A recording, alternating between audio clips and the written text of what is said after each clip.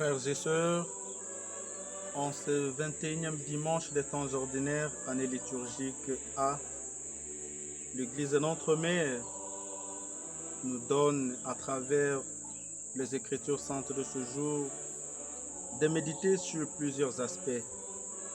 Nous voudrions que nous puissions nous concentrer sur 3 thèmes qui ont attiré notre attention après une lecture qui nous sont proposés en ce dimanche. Le premier aspect, c'est celui de l'autorité. Le deuxième, c'est celui du mystère insondable de Dieu.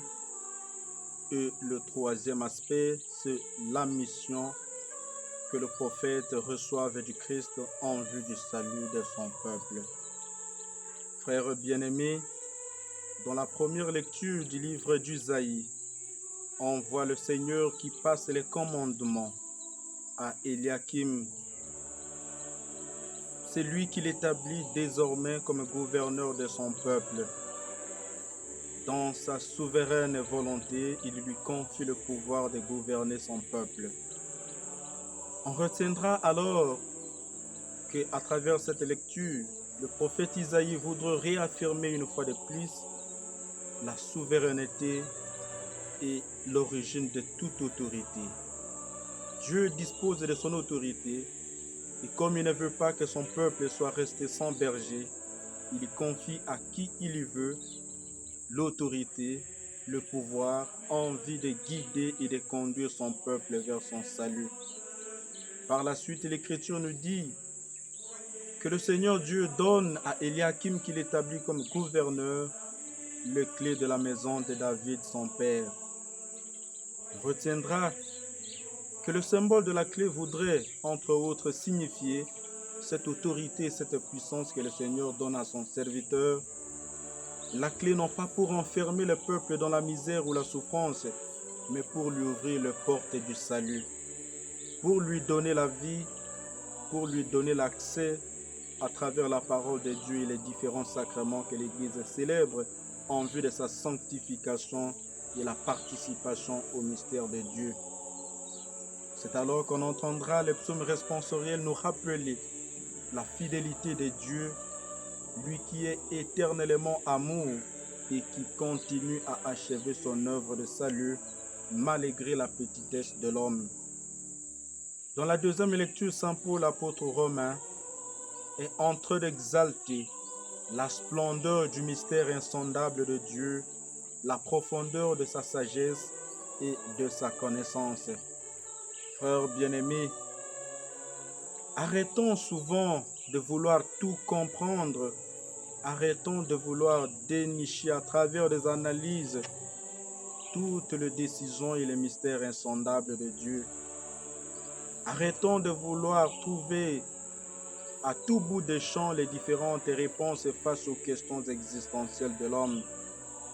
Deux fois, les situations angoissantes rôdent autour de notre vie. Deux fois, on perd l'équilibre.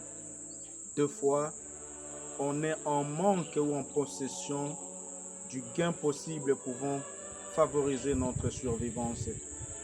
Saint Paul nous rappelle aujourd'hui que la profondeur de la sagesse qui est au-dessus de toute chose devrait être l'élément par lequel nous serions en train de contempler l'exaltation du mystère insondable de Dieu, sa sagesse qui dépasse toute chose. Je me rappelle bien de fois, on nous racontait une petite histoire d'un homme qui fit son voyage à travers un champ. Il va rencontrer l'herbe qui rampe sur la terre mais qui donne de gros fruits.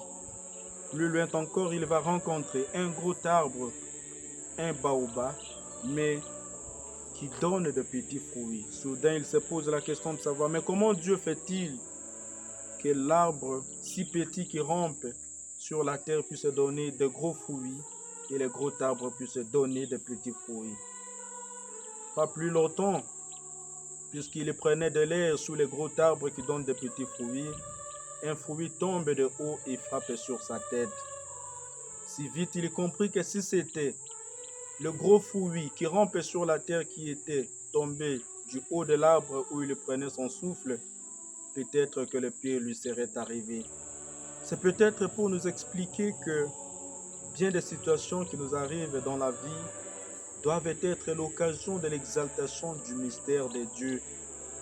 Ces décisions sont insondables et ces volontés sont deux fois au-delà de notre connaissance humaine.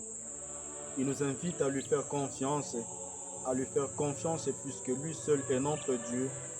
À lui appartient la puissance, l'honneur et la gloire pour toute éternité. Dans l'évangile, mes frères, de l'évangile de Matthieu, le Seigneur Dieu avec ses disciples, il leur pose une question à double sens. Le premier sens, il s'adresse à eux pour leur demander qu'est-ce que le monde dit de lui. Les apôtres répondent à travers les réponses du monde qui sont deux opinions qui sont liées de la corruption. Le monde les considère comme Moïse ou un prophète influent. La question devient plus pertinente lorsqu'elle est adressée aux disciples eux-mêmes. Pour vous, qui suis-je? Pierre, rempli de l'Esprit Saint, répond que tu es le Christ, le Fils du Dieu vivant. Cette réponse de Pierre lui ouvre la mission. Le Seigneur lui confie les clés, comme nous avons entendu dans la première lecture, symbole de l'autorité et de la puissance qu'il lui confie en vue de libérer et de guider son peuple. Cette autorité non pas un honneur, mais un service qu'il confie à Saint Pierre. Aujourd'hui, c'est à nous que le Seigneur pose la question. Pour vous qui êtes le Christ, accepterez-vous de l'incorporer dans votre vie comme le moteur, comme cette sagesse insondable qui donne essence à toute notre vie et à notre existence? Puissons-nous, frères bien-aimés, en ce 21e dimanche, retenir que toute autorité vient de Dieu. Cette autorité n'est pas un honneur, mais c'est un service que le Seigneur nous rend en vue du salut de son peuple. Faisons-lui confiance puisqu'au-delà de toutes choses qui submergent notre vie, qui engendrent le doute et l'incertitude, le Seigneur est au-delà de toute la connaissance et que sa sagesse dépasse tout ce qu'on peut imaginer. Dans l'Évangile, il se donne à nous comme le moteur de notre vie.